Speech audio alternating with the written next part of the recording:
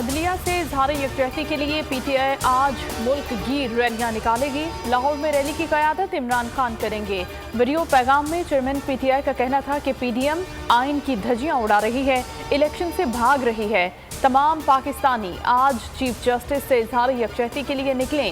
دوپہر 3 بجے زمان پارک سے لکشمی چوک تک ریلی نکالی جائے گی۔ اسلام آباد انتظامیہ کا ریلیوں کی اجازت دینے سے انکار، کہا شہر میں دفعہ 144 نافذ ہے۔ آئین کے اندر بڑا واضح تھا پولیس کا بغیر اجازت ریلیوں کے خلاف کارروائی کا اعلان۔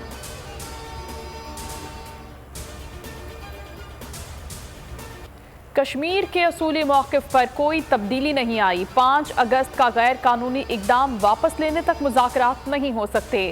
وزیر خارجہ بلاول بھٹو کا بھارت کو 2 ٹوک پیغام۔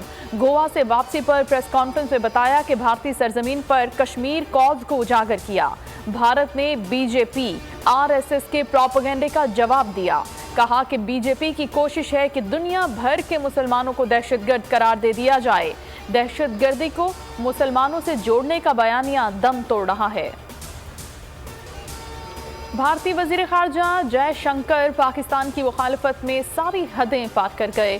گوا میں شنگھائی کانفرنس کا ماحول آلودہ کر دیا۔ اپنے جرائم پر پردہ ڈالنے کے لیے پاکستان کے خلاف زہر اگلتے رہے۔ دہشت گردی کا الزام دھر دیا۔ بلاول بھٹو کا بھارتی وزیر خارجہ کو کرارا جواب، کہا سفارتی پوائنٹ سکورنگ کے لیے دہشت گردی کو ہتھیار نہ بنایا جائے۔ پاکستان، چین، افغانستان سہ کی کانفرنس آج اسلام آباد میں ہوگی۔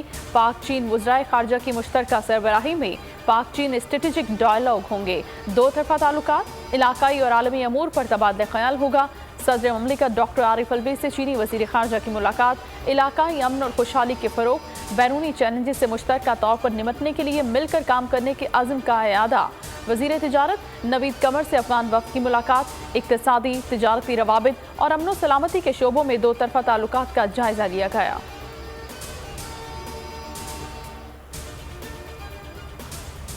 برطانوی بادشاہ چارلس سوم کی تاج پوشی آج ویسٹ منسٹر ایبے میں ہوگی۔ لاکھوں افراد سینٹرل لندن کا رخ کریں گے۔ بادشاہ کو تاریخی اشیاء پیش کی جائیں گی۔ شاہ چارلس کو حلف اٹھانے کے بعد تاریخی سینٹ ایڈورڈ تاج پہنایا جائے گا۔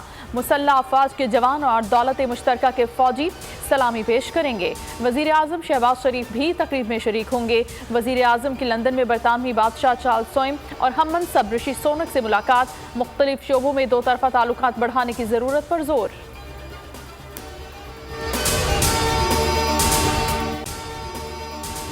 اگر آپ کو یہ ویڈیو پسند آئی ہے تو لائک پر کلک کریں، سبسکرائب کریں اور بیل دبائیں تاکہ کوئی خبر رہ نہ جائے۔